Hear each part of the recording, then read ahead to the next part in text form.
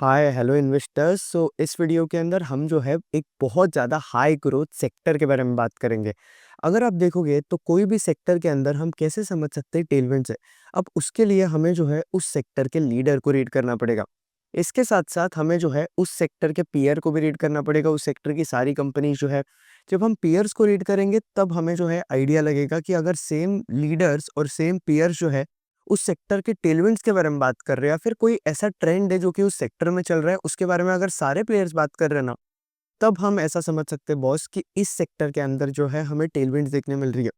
तो यही जो है हमें प्री इंजीनियर्ड बिल्डिंग्स वाले सेक्टर के अंदर जो है एज ऑफ नाउ टेलविंड्स देखने मिल रही है।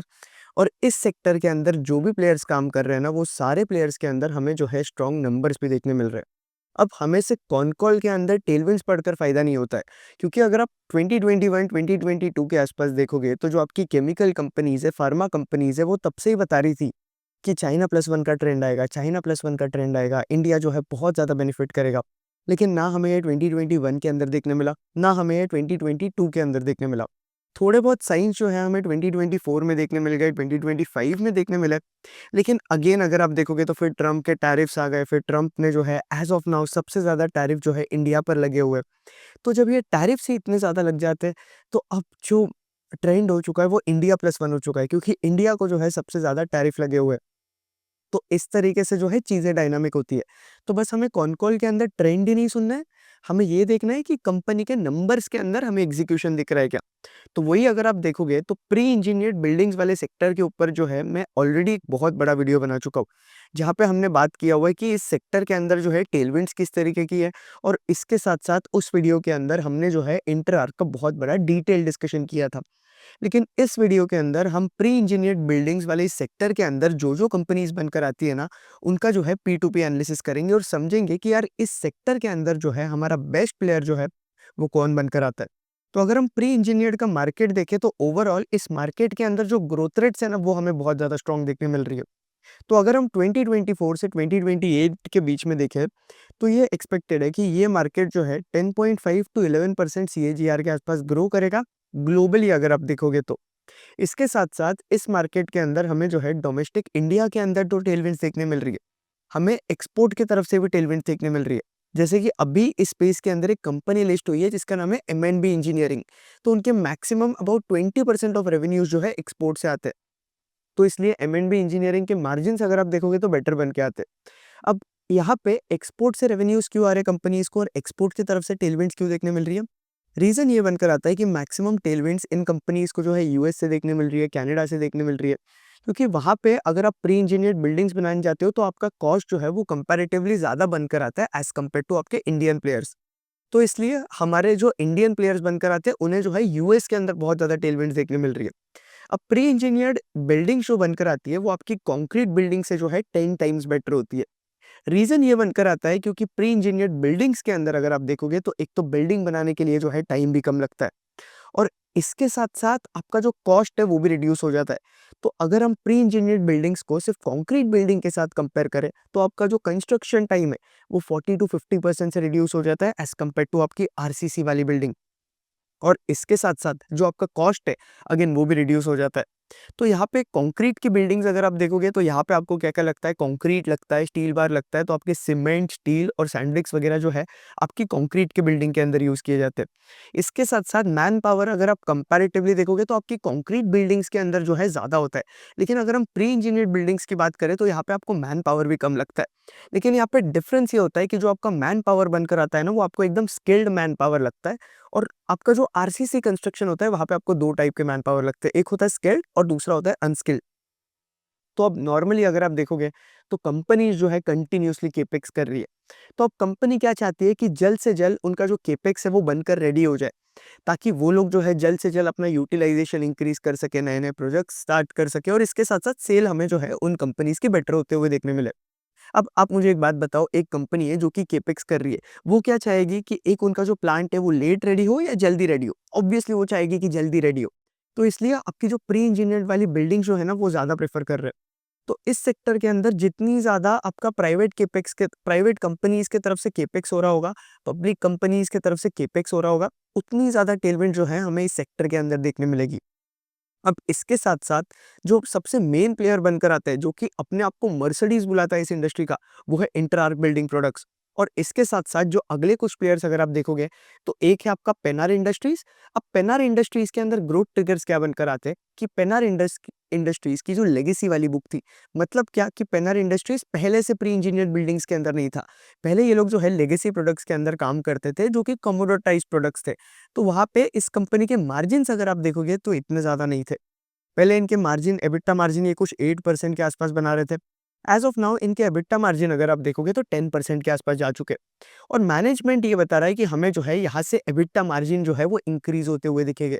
क्योंकि ये लोग इनकी जो लेगेसी बुक थी, लेगेसी ऑर्डर बुक, वहाँ से ये लोग मूव आउट कर रहे हैं और आपका जो प्री इंजीनियर्ड बिल्डिंग्स वाला सेगमेंट है, वहाँ पे ये लोग फोकस कर रहे हैं। तो मार्जिन वाइज़ अगर आप देखोगे तो जो आपका पीईबी सेगमेंट है, वहाँ पे इन कंपनीज़ के मार्जिन्स जो होते हैं वो कंपैरेटिवली बेटर होते हैं।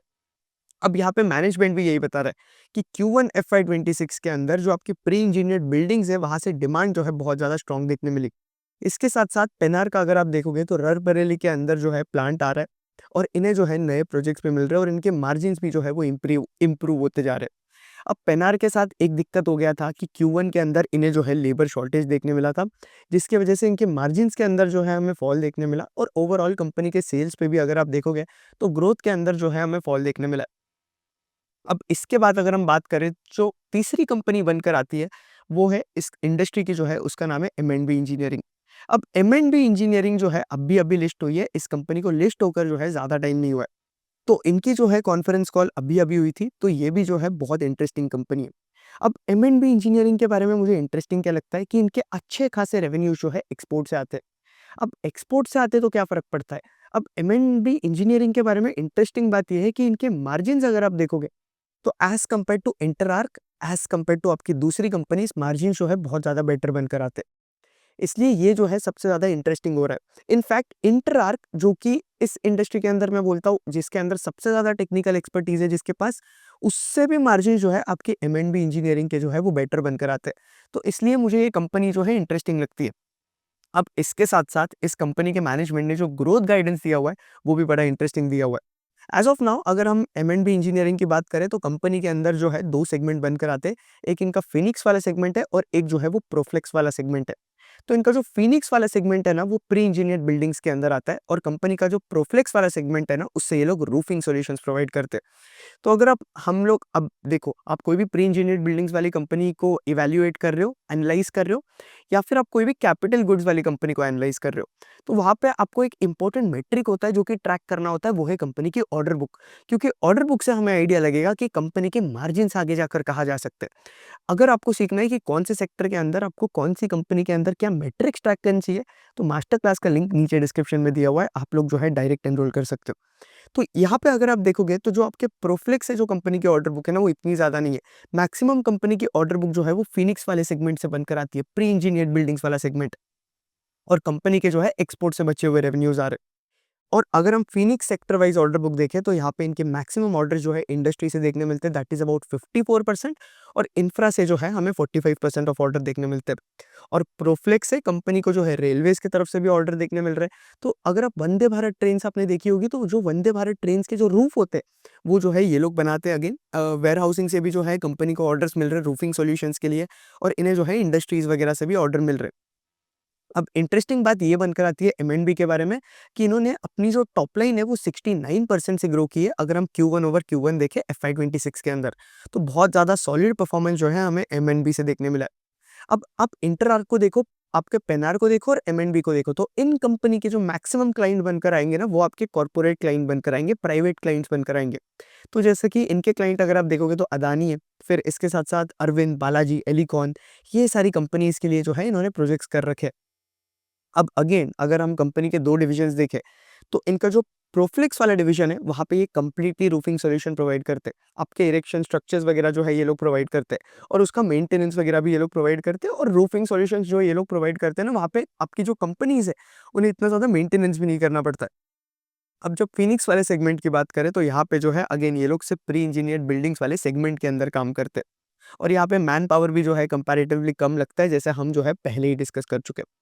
अब इसके बाद अगर मैं पेनार को कंपेयर करूँ एम&बी से, तो पेनार के अंदर अगर आप देखोगे तो पेनार सिर्फ प्री इंजीनियर्ड बिल्डिंग्स के अंदर नहीं है।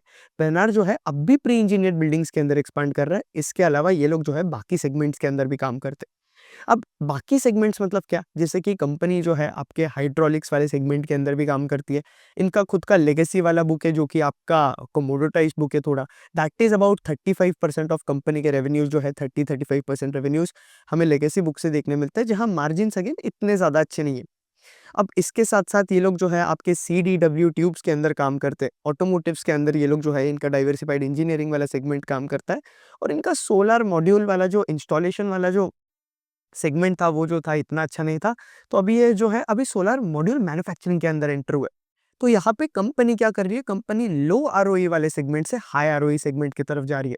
अब कोई भी कंपनी पे हमें जो है डायरेक्शन पे फोकस करना है, हमें स्टैटिकली कंपनी पे फोकस नहीं करना है। क्योंकि मार्केट के अंदर फ़र्क पड़ता है कि कंपनी का डायरेक्शन किस तरफ जा रहा है। अगर डायरेक्शन सही तरफ जा रहा है कंपनी का, तो वो स्टॉक जो है ऑटोमैटिकली पैसा बना कर देगा। तो यहाँ पे अगर हम देखें तो पेनार के केस में मैं बात करूँ तो इनके मार्जिन्स जो है हमें बेटर होते हुए देखने मिल रहे हैं। ऑर्डर मिक्स में इनके जो प्री इंजीनियर्ड बिल्डिंग्स के जो ऑर्डर है वो कॉन्स्टेंटली इंक्रीज़ होते जा रहे हैं। कंपनी जो है एक्सपोर्ट पे भी फोकस कर रही है। एज़ ऑफ नाउ अगर आप इनके डाइवर्सिफाइड इंजीनियरिंग के सेगमेंट्स देखोगे तो body in white, hydraulics, railway wagons, boilers and heaters और प्रेसिजन ट्यूब्स ये जो है इनके कुछ सेगमेंट वर्क आते हैं। जहाँ हाइड्रोलिक वाला सेगमेंट जो है वो यूएस टैरिफ से हमें अफेक्ट होता हुआ दिखता है, लेकिन कंपनी के सिर्फ 2.2% रेवेन्यूज़ के आसपास ही जो है हाइड्रोलिक्स वाले सेगमेंट से हमें देखने मिलते हैं। फिर इसके बाद जो रेलवे वैगन्स है वहाँ पे भी जो है बहुत ज़्यादा टेलविंड्स देखने मिल रही है कंपनी को। तो स्टॉक मार्केट मास्टर क्लास के अंदर सिखाया हुआ है। ये मास्टर क्लास का प्राइस जो है मैंने सिर्फ 2000 रुपीज़ रखा हुआ है रिटेल इन्वेस्टर्स के लिए और इस वर्कशॉप का प्राइस जो है मैं कुछ टाइम बाद इंक्रीज करने वाला हूँ, 3000 रुपीज़ के आसपास करने वाला हूँ। इस वर्कशॉप के अंदर ओवर 200 प्लस लोग जो है एनरोल कर चुके हैं और जितने भी लोग एनरोल है सबने मुझे बहुत ज़्यादा पॉजिटिव रिव्यू दिए इस क्लास के बारे में। इसके साथ साथ अगर आपको जेन्युइनली कुछ इक्विटी रिसर्च सीखना है, अगर आपको जेन्युइनली आपके लाइफ में कुछ करना है, अगर आप इरिटेट हो गए हो, आपको पोर्टफोलियो मैनेजमेंट सीखना है, आपको समझ में ही नहीं आ रहा है मार्केट के अंदर चीज़ें कैसे चलती है, आप बस ये यूट्यूब पे वीडियोस देख रहे हो, उस पे स्टॉक मार्केट के डिसीजन ले रहे हो, कुछ टेलीग्राम ग्रुप पे आप एडेड हो या फिर कोई दोस्त आपको टिप्स दे रहे हैं, तो आप उस पे डिसीजन ले रहे हो या फिर आप ढंग से जो है मार्केट के अंदर रिसर्च नहीं कर पा रहे हो, तो आपके लिए जो है zero to hero equity research वाली जो क्लास है ये मस्ट नीडेड है और ये 20 आवर्स का कंटेंट जो है आपको देखना है। इस क्लास के अंदर आपके 20 आवर्स के रिकॉर्डेड लेक्चर्स है, ये आपको देखना है। इसके साथ-साथ इसमें टोटल 11 सेशंस है। इसमें आपको पीपीटी भी मिलेगी जो मैं यूज़ कर रहा हूँ। इसके साथ-साथ डिफरेंट सेक्टर के लिए डिफरेंट चेकलिस्ट होती है, जो कि हमें फॉलो करनी चाहिए। हर एक सेक्टर की अलग मेंटल मॉडल होता है। जैसे कि हॉस्पिटल्स के लिए हमें कुछ और देखना चाहिए। आप ऑटोमोबाइल कंपनीज़ के लिए देखोगे तो हमें कुछ और ट्रैक करना चाहिए। फिर उसके बाद आप कैपिटल मार्केट वाली कंपनीज़ देखोगे या कैपिटल गुड्स वाली कंपनीज़ देखोगे, लैब ग्रोन डायमंड कंपनीज़ देखोगे, गोल्ड कंपनीज़ देखोगे। तो हर एक सेक्टर के अंदर जो है हमें अलग-अलग चेकलिस्ट फॉलो करनी पड़ती है, अलग-अलग चीज़ें ट्रैक करनी पड़ती है कंपनीज़ के अंदर। तो इस मास्टर क्लास के अंदर आप सीखोगे कि कौन से सेक्टर के अंदर हमें क्या देखना है। आप आराम से एक बार आपने 20 आवर्स का कंटेंट देख लिया, आपको कंपनीज़ ट्रैक करनी स्टार्ट करनी है और फिर आप जो है कोई भी कंपनी को ट्रैक कर सकते हो, नॉट किडिंग। इसके साथ-साथ जो है मैं आपको इस मास्टर क्लास के अंदर सिखाऊँगा कि आप किस तरीके से एआई को अपने रिसर्च के अंदर यूज़ कर सकते हो, लेवरेज कर सकते हो। यहाँ पे मैंने जो है आपको वैल्यूएशंस के बारे में भी सिखाया हुआ है कि आप किस तरीके से कोई भी स्टॉक को जो है वैल्यू कर सकते हो मार्केट के अंदर विदिन मिनट्स। वो सीएफए वाले लोग होते हैं ना, वो कॉम्प्लेक्स कॉम्प्लेक्स मॉडल सिखाते हैं आपको, डीसीएफ मॉडल, ये मॉडल, वो मॉडल, आपको कोई ज़रूरत नहीं है। क्योंकि रियल लाइफ के अंदर अगर हम स्टॉक मार्केट के अंदर होते हैं तो ये सारी चीज़ें जो है एप्लीकेबल नहीं होती है फाइनेंस वाली चीज़ें। तो आप भले ही एमबीए फाइनेंस हो या फिर आपका स्टॉक मार्केट के अंदर कोई बैकग्राउंड नहीं है, आपको जो है ये मास्टर क्लास के अंदर एनरोल कर लेना चाहिए अगर आपको जेन्युइनली स्टॉक मार्केट के बारे में जो है सीखना है। यहाँ पे मैं आपको ये भी सिखाऊंगा कि आप पोर्टफोलियो मैनेजमेंट किस तरीके से कर सकते हो, जहाँ मैं अपना पोर्टफोलियो रिवील करूंगा आप लोगों को और अपने पोर्टफोलियो के स्टॉक से जो है मैंने आपको सारी चीज़ें सिखाई है।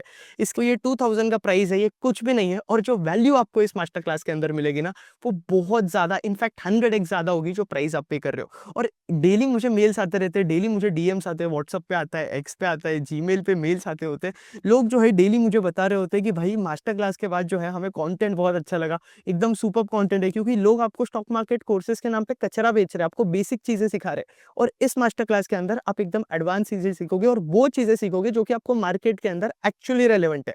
और इसके साथ-साथ लोग मुझे बताते हैं कि यार भाई हमने मास्टर क्लास देखने के बाद हमारा पूरा पोर्टफोलियो रिबैलेंस कर लिया। इसके साथ-साथ लोग मुझे ये भी बता रहे हैं कि हमने कंपनीज़ को ट्रैक करना स्टार्ट कर दिया है। कुछ लोगों ने तो कंटेंट क्रिएट करना स्टार्ट कर दिया है, तो वो लोग भी जो है कॉन्स्टेंटली टच के अंदर है। और एक और चीज़, मास्टर क्लास देखने के बाद अगर आपको कभी भी डाउट आता है, कोई भी स्टॉक रिलेटेड या कोई भी चीज़ रिलेटेड, तो आप जो है मुझसे वन ऑन वन भी कनेक्ट कर सकते हो, या तो मेरे एक्स के, ट्विटर के डीएम्स के अंदर, या फिर आप मुझे मेल कर सकते हो, या मेल और डीएम्स पे कनेक्ट करोगे तो मेरे लिए ज़्यादा बेटर होगा। तो मास्टर क्लास के लिए एनरोल कर लेना, लिंक नीचे जो है डिस्क्रिप्शन के अंदर दिया हुआ है। तो ये 2000 रुपीज़ के लिए जो है सोचो मत, हमें जो है इग्नोरेंस टैक्स पे नहीं करना है हमारे लाइफ के अंदर। और ये सारी चीज़ें जब हम लर्निंग पे मिस आउट कर देते हैं ना, तो हम जो है इग्नोरेंट टैक्स पे करते हैं। जब हम पीईबी सेगमेंट की बात करें तो पीईबी की इनकी ऑर्डर बुक जो है 780 करोड़ की बनकर आती है। और पीईबी से इनके रेवेन्यू जो है आउट ऑफ, मतलब इनका रेवेन्यू अगर आप देखोगे पूरे साल के अंदर, तो 3200 करोड़ के आसपास का इन्होंने रेवेन्यू करा हुआ है।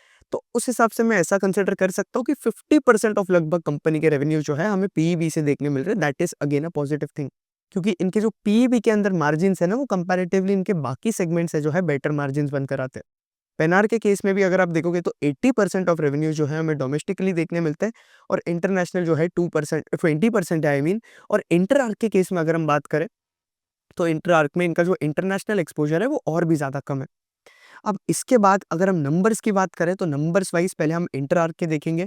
तो इंटर आर्क ने Q1 FY26 के अंदर अगर आप देखोगे तो इनके नंबर्स अच्छा है। कंपनी ने अपनी टॉप लाइन ग्रो किया अबाउट 25% के आसपास, और मार्जिन जो है हमें बेटर होते हुए देखने मिलेंगे इंटर आर्क के अंदर, क्योंकि जितने ज़्यादा हाई टिकट साइज के जो ऑर्डर्स ये लोग ले रहे हैं, जितने ज़्यादा कॉम्प्लेक्स ऑर्डर्स ये लोग ले रहे हैं, उतने ज़्यादा इनके मार्जिन जो है हमें अपवर्ड डायरेक्शन में जाते हुए देखने मिल रहे हैं।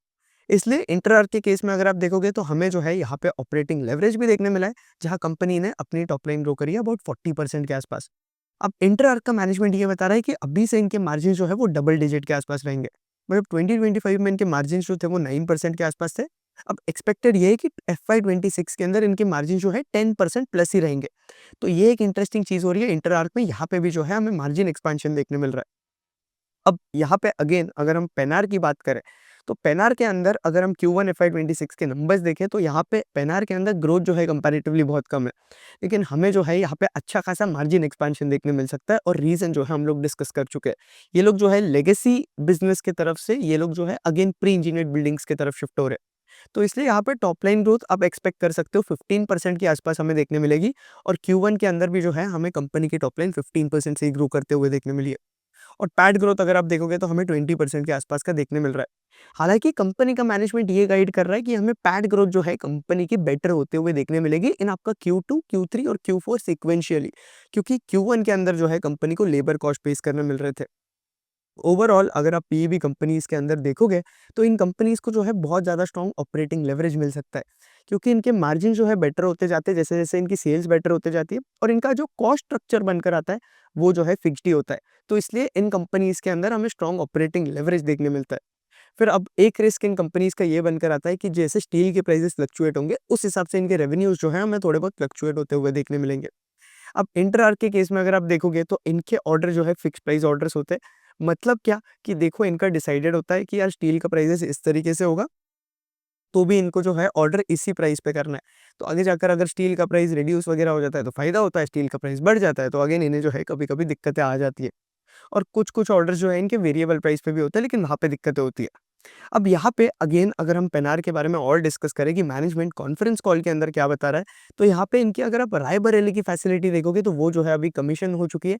वहाँ पे हमें 50-60% का यूटिलाइजेशन देखने मिल रहा है, लेकिन वो यूटिलाइजेशन जो है हमें FY26 के अंदर इंप्रूव होते हुए देखने मिलेगा।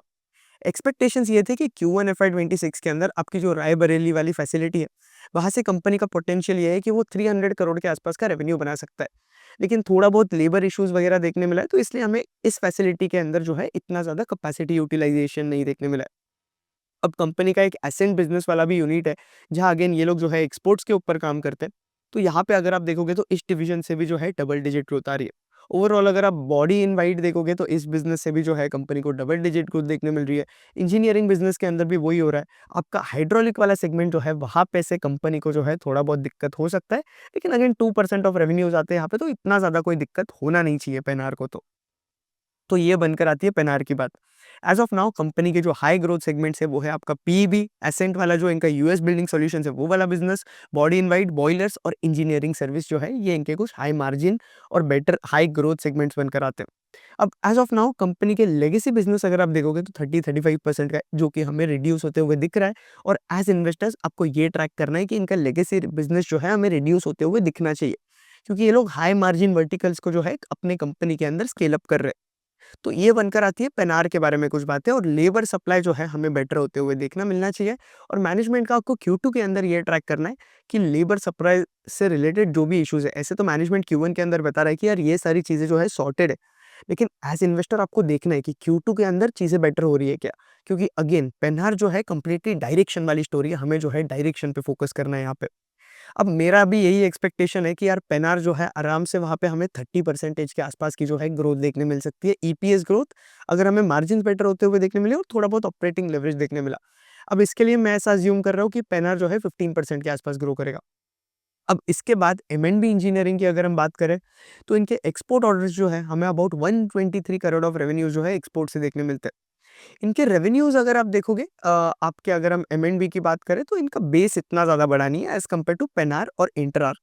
तो इसलिए इस कंपनीज़ के अंदर हमें स्ट्रॉन्ग ग्रोथ देखने मिली एम&बी की बात करूँ तो। मतलब एम&बी और इंटरार जो है लगभग सेम बेस की है। सिर्फ इंटरार जो है एम&बी से कंपैरेटिवली इनकी कैपेसिटी भी जो है बहुत ज़्यादा बड़ी है और अबाउट इंटरार के रेवेन्यूज़ 1500 के आसपास है और आपका जो एम&बी है उनके रेवेन्यूज़ जो है कुछ 1000 करोड़ के आसपास के बनकर आते हैं टॉप लाइन। तो इसलिए आपका बेस इफेक्ट की वजह से एम&बी के अंदर जो है हमें स्ट्रॉन्ग ग्रोथ देखने मिल सकती है। अब इसके साथ-साथ एक और इंटरेस्टिंग बात ये है कि तीनों की तीनों कंपनीज़ जो है केपेक्स कर रही है। तो यहाँ पे अगर हम एम&बी का मैनेजमेंट क्या बात कर रहा है, एम&बी के अंदर सबसे यूनिक बात क्या है कि इनका एक्सपोर्ट का शेयर जो है वो सबसे ज़्यादा है।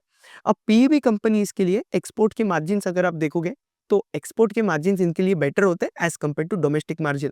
तो इनके एक्सपोर्ट का जो एबिटा है, जो कि इनके यूएस ऑर्डर्स होते हैं, वहाँ पे इनके एबिटा मार्जिन जो है 25% के आसपास चले जाते हैं। लेकिन अगर हम इंडियन ऑर्डर्स की बात करें, तो वहाँ पे इनके एबिटा मार्जिन कुछ 10-11% के आसपास ही होते हैं, जो कि इतना ज़्यादा नहीं है।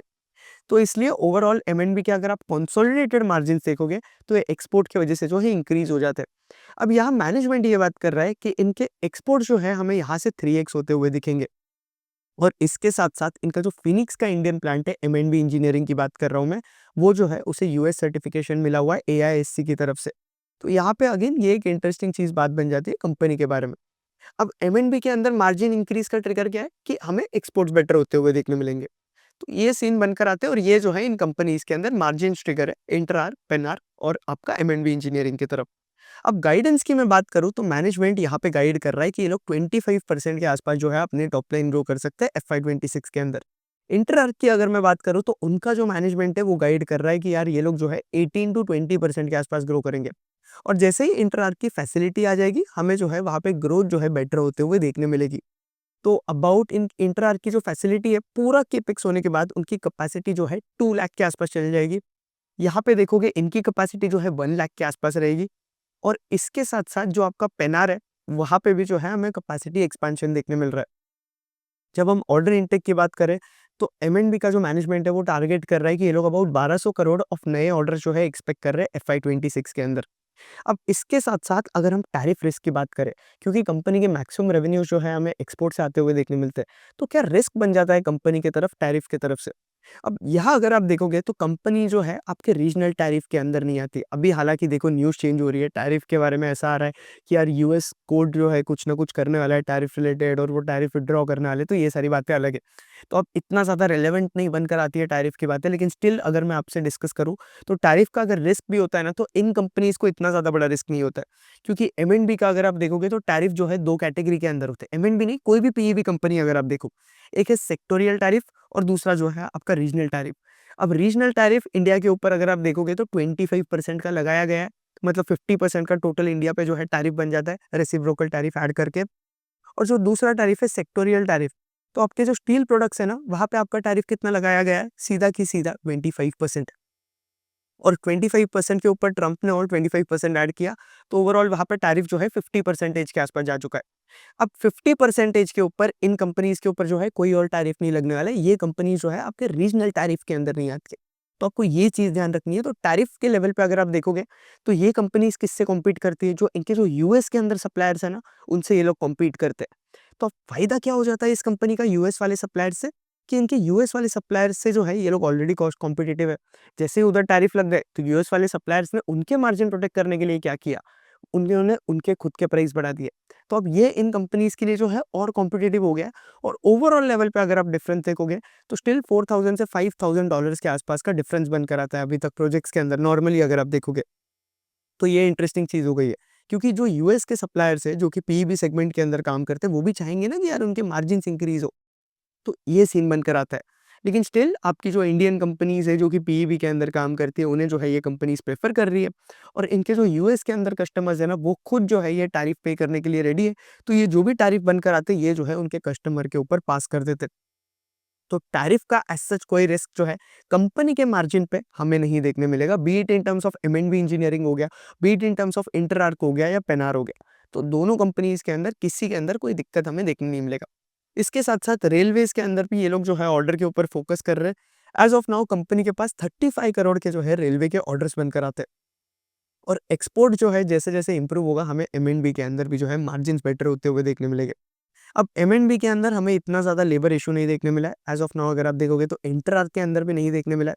तो ये सीन चल रहा है ओवरऑल इन कंपनीज़ के अंदर। कैपेसिटी वाइज़ अगर आप देखोगे, तो आपका जो इंटरआर्क है, उसकी कैपेसिटी जो है पेनार से बेटर बनकर आती है। और कंपैरेटिवली जो है थोड़ी हायर कैपेसिटी है। तो इंटरआर्क के अंदर हमें जो है ऑपरेटिंग लेवरेज देखने मिल सकता है। अब थोड़ा आपके साथ इन कंपनीज़ का वैल्यूएशन डिस्कस कर लेता हूँ। Business model wise, margin wise, guidance wise जो है आप समझ गए होंगे। पेनार ने आपका डबल डिजिट का गाइडेंस दिया है। इंटरआर्क ने 17.5% का मैनेजमेंट जो है गाइडेंस देकर चल रहा है। और एफवाई 26 के बाद इंटरआर्क के अंदर जो है कंपैरेटिवली बहुत ज़्यादा स्ट्रॉन्ग ग्रोथ आ सकती है। अब मैं आपको एक चीज़ सजेस्ट करूँगा कि यार आप यूट्यूब पे जाके जो है वो इंटरआर्क वाला भी एक बार वीडियो देख लेना, तो आपको जो है पीईबी सेक्टर के बारे में जो है पूरा क्लैरिटी आ जाएगा। और इसके बाद आप जो है एकदम आराम से पीईबी सेक्टर की कंपनीज़ को जो है एनालाइज़ कर सकते हो। ओवरऑल आपका पीईबी सेक्टर जो है एक मेगा ट्रेंड है, जहाँ पे हमें जो है बहुत ज़्यादा टेलविंड जो है इस सेक्टर के अंदर देखने मिल रही है। डोमेस्टिकली भी, क्योंकि आपका प्राइवेट कैपेक्स इंक्रीज़ हो रहा है, और एक्सपोर्ट की तरफ से भी इस सेक्टर के अंदर जो है टेलविंड बहुत ज़्यादा है। थोड़ा-सा आप लोगों के साथ वैल्यूएशन के बारे में डिस्कस करूँ, तो यहाँ इंटरआर्क के केस में अगर आप देखोगे, तो मैनेजमेंट बोल रहा है ये लोग लगभग 18.5 या 20% के आसपास ग्रो करेंगे। मार्जिन्स हमें बेटर होते हुए देखने मिलेंगे।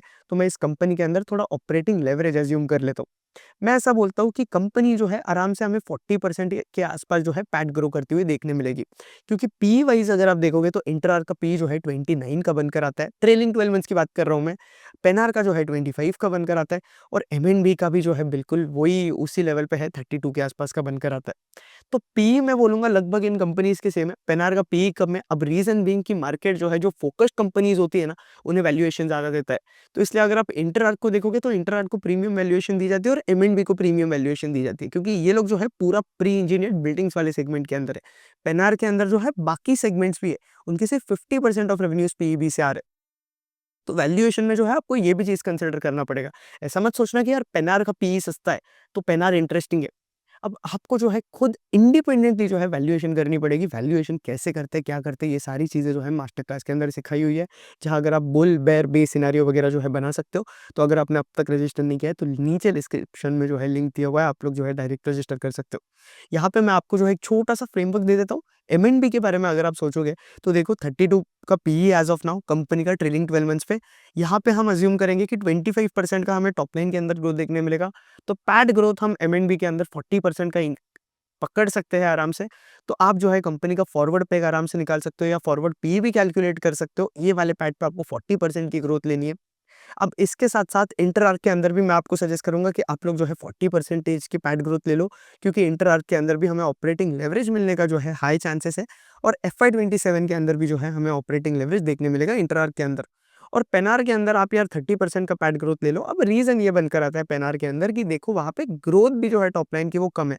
मतलब वहाँ पे ग्रोथ ही आ रही है यार 15% के आसपास की, वो भी बुल केस के अंदर ले रहा हूँ मैं। तो इसलिए मैं सजेस्ट करूँगा कि आप उसी लेवल का वो गाइडेंस और ऑपरेटिंग लेवरेज के हिसाब से ले लेना।